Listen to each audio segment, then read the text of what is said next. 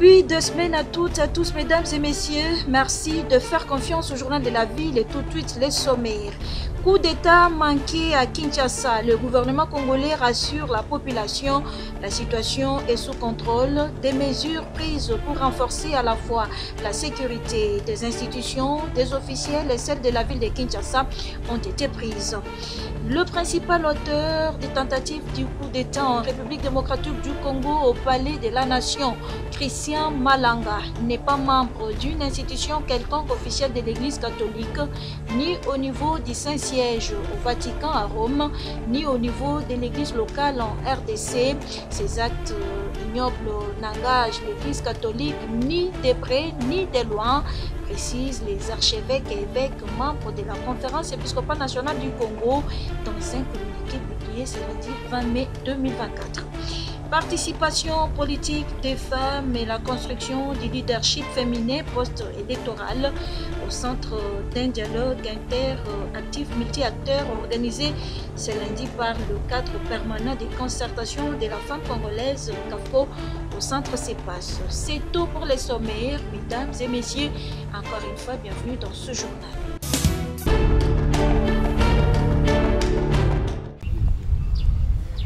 La situation est sous parfait contrôle des forces spéciales de la garde républicaine, mais les parvis du Palais de la Nation portent encore des stigmates de la violence des combats de ce dimanche matin.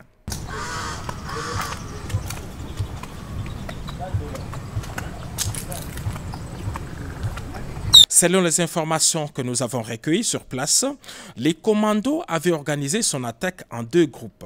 Un premier groupe, conduit par le chef de file, Christian Malanga, s'est servi des véhicules arrachés au privé cette même nuit après avoir tué leur propriétaire, a lancé son assaut depuis la résidence de l'honorable Vital Kamerhe dans les quartiers des ambassadeurs à Gombe. Équipés des drones et autres armes automatiques, ils sont arrivés par ces minibus Esprit de Vie et attaqué immédiatement la résidence. Après une forte résistance et l'arrivée du renfort, les groupes des sieurs Christian Malanga a pris la direction du Palais de la Nation, se servant même de la Jeep escorte de la police affectée chez Vital Kamerhe et dont les conducteurs avaient été préalablement neutralisés. L'escorte criminelle a foncé la barrière du Palais de la Nation dans l'objectif de faire jonction avec un autre groupe de assaillants et mercenaires étrangers prépositionnés dans les marécages et le long du fleuve. Très professionnels, les forces spéciales de la garde républicaine ont cerné les groupes puis lancé les feux sur les assaillants, mettant ainsi fin à leur aventure. Aucun élément de la garde républicaine n'a été touché dans ces combats, mais plusieurs membres de ces commandos, y compris leur chef, ont été tués et plusieurs autres capturés. Ainsi qu'on peut le constater dans ces images tournées par les forces de défense et de sécurité au moment des combats, ces hommes lourdement armés étaient enfouis dans les marécages le long du fleuve au Palais de la Nation. Au moment de notre tournage, le nettoyage s'est poursuivi encore le long du fleuve. C'est en ce moment que ce militaire déguisé en fou a été capturé. Il détient plusieurs documents attestant qu'il fait partie des corps habillés. Et c'est à cet endroit que sieur Christian Malanga, non autrement identifié, a été tué par nos forces de défense et de sécurité qui le poursuivaient alors qu'il tentait de joindre un groupe important dissimulé dans la boue ici au bord du fleuve Congo. Il tentait donc de traverser sous d'autres cieux. Un homme identifié comme un citoyen américain a même été appréhendé au milieu du fleuve alors qu'il tentait de traverser ces 7 km à la nage. Tentative du coup d'État à Kinshasa au Palais de la Nation étouffée.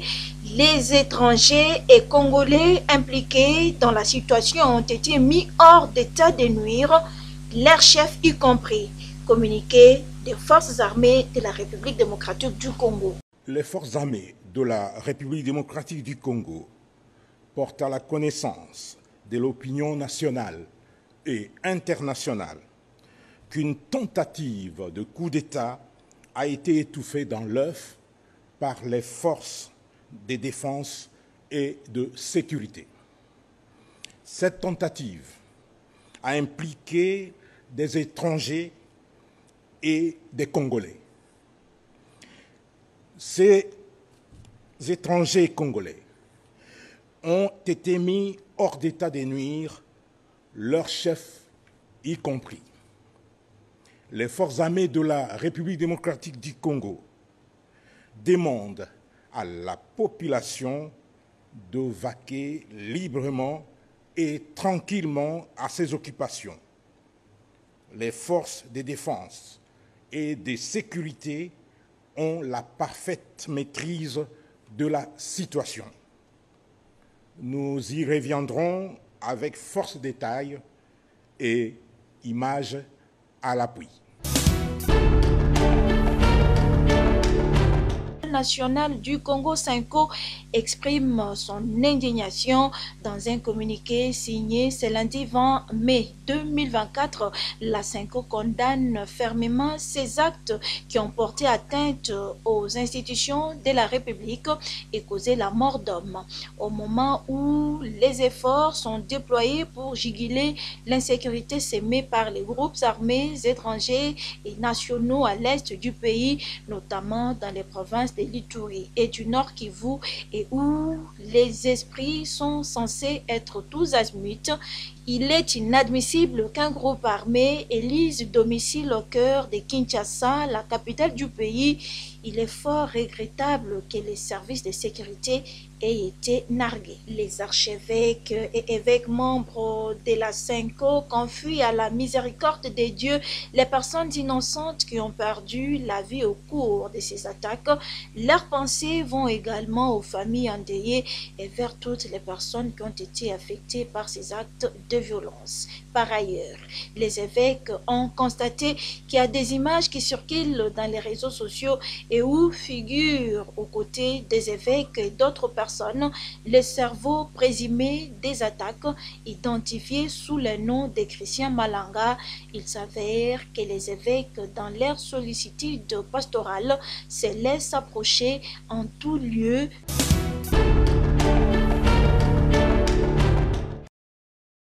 C'est dans un chapiteau de la Cité de l'Union africaine refusant du monde que le président de la République s'est entretenu ce vendredi 17 mai 2024 avec 406 députés nationaux qui constituent la majorité parlementaire à l'Assemblée nationale ainsi qu'une quarantaine des chefs des regroupements politiques de l'Union sacrée de la nation.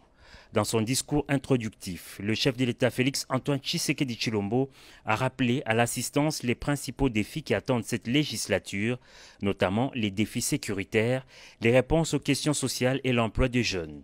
Sur l'exercice parlementaire, le garant de la nation a fustigé les antivaleurs constatées au cours des précédentes législatures.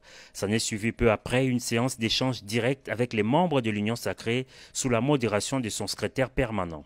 Les intervenants ont pour la plupart plaidé en faveur de l'équilibre géopolitique et de la représentativité de la femme dans les tickets présentés par le Présidium sur l'élection de membres du bureau définitif de l'Assemblée nationale.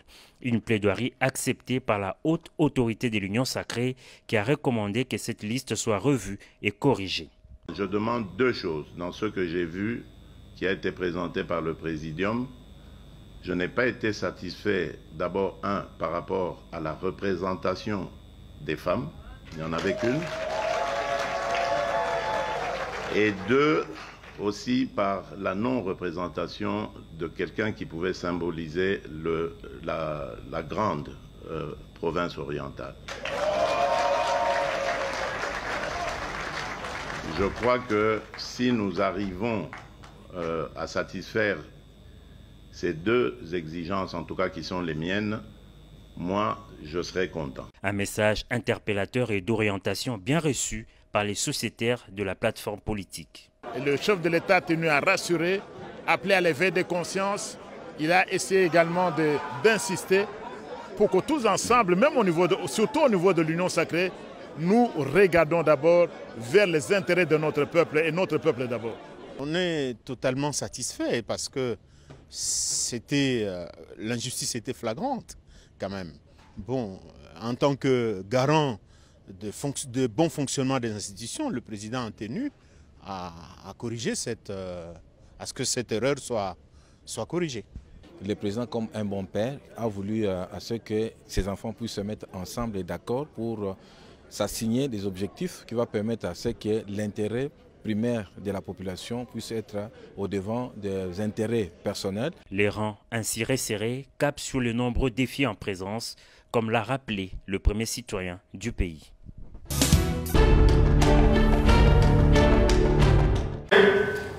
Les scores faibles réalisés par les femmes candidates aux élections du 20 décembre 2023 en République démocratique du Congo et les découragements qui les gagnent de plus en plus sur terrain, le cadre permanent des concertations de la femme congolaise CAFCO qui travaille sur la question électorale de la femme et qui se bat pour la défense de la femme et la promotion de ses droits a organisé ce lundi 20 mai 2024 un dialogue interactif multi-acteurs sur la participation politique des femmes et la construction du leadership féminin post-électoral, cadre choisi, la salle Père Boka du Centre CEPAS. Intervenant à ces dialogues, Maître Pacifique Nkunzi a axé son exposé sur les violences électorales, difficultés rencontrées par les femmes sur terrain. Il a attiré l'attention de la femme sur la documentation de toutes les injustices subies sur terrain. Maître Jean-Michel Mvondo s'est apaisanti quant à lui sur le faible engagement politique de femmes aux élections et encouragé ces dernières à s'intégrer massivement dans la politique.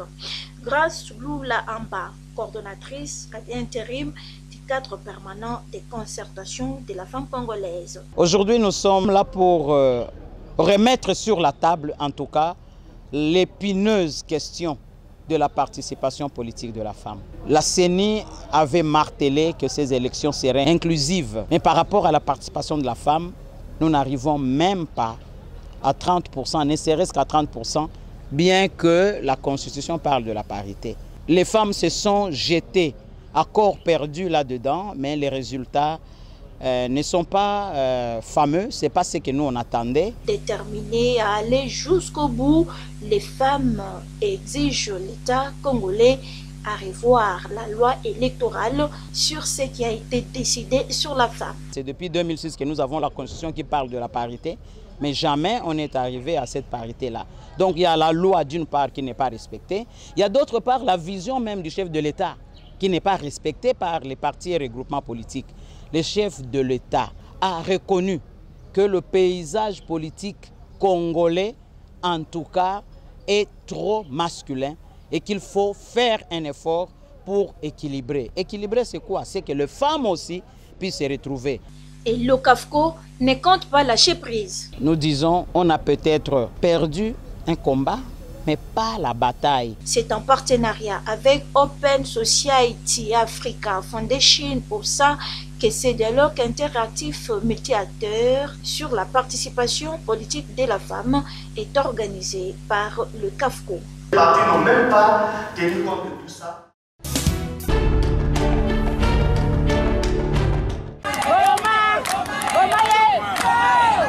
La journée du 17 mai célébrée en mémoire des forces armées de la RDC n'est pas passée inaperçue chez les Mamanzango de la ville-province de Kinshasa. En vue de bien célébrer cette journée, la Ligue provinciale des Nzango modernes a organisé un match de loisirs entre les officiels techniques et les joueuses de l'équipe EPME à l'esplanade du Palais du Peuple.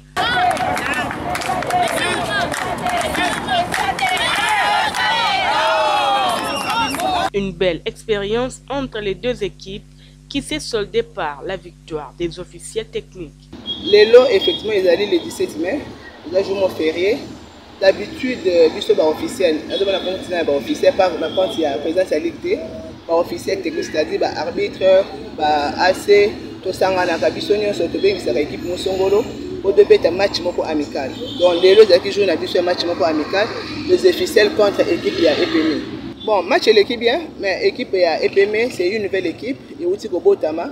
Balinga qui va comme mécano niveau na bango, expérience na bango et pas na biso ba officiel. Yango wana ndé tobeti na bango mais tout le monde quand même ça va, pas évoluer malembe et ça va quand même. Bon, match ezaki vraiment elengi makasi na première mi-temps EPME a gagné biso 1-0, mais deuxième mi-temps to l'axi bango que no biso ndé totangisa bango nzango. Donc moi na kosaka na maman te kosaka na papa te donc to l'axi bango que no biso to ba maman pe to ba vétéran. En tout cas, pour Nabiso et l'équipe bien. Étant donné que nous sommes des novices, et puis tous les bana au bazo pour encadrer, to betani na bango penza. Bien que l'équipe du semaine to bundani, to bundani. C'est pas dit que ceux qui vont perdre, boza pas perdant. Non, nous ne sommes pas des perdants. La Lipronzam, par le biais de sa présidente Émilie Niemba, projette au mois de juin une grande compétition pour la célébration de l'indépendance de la RDC. Le mois de juin, nous avons organisé il y a un match, il y a un tournoi. Dénommé Yango, ils allaient Mike Kalambay et Nzango Moderne.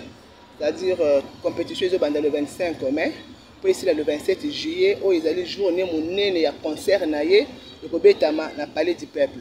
Tous les amoureux du sport Nzango Moderne sont invités à venir nombreux assister et participer à cette grande compétition.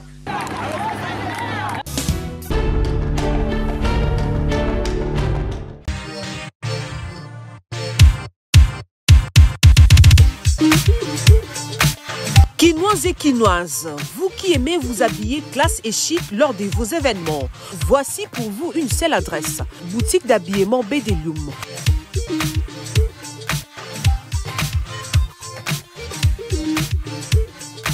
Avec ses plus de 20 ans d'expérience dans les domaines vestimentaires, vous trouverez chez Bédéloum des vêtements et collections de haute gamme à un prix très abordable nulle part ailleurs.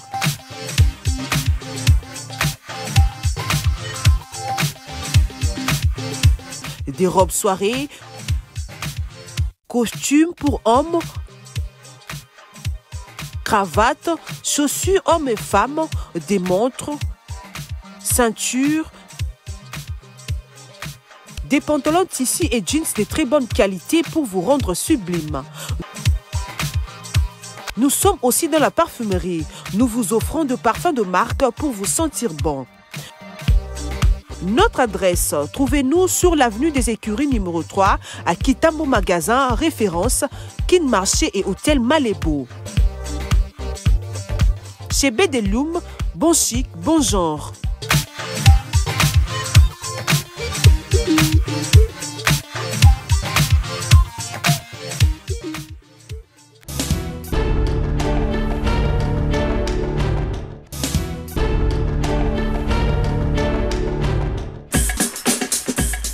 Nous sommes arrivés à la fin de ce journal de la ville, mesdames et messieurs. Merci de l'avoir suivi. Le prochain rendez-vous est fixé pour ce mardi et d'ici là, portez-vous bien.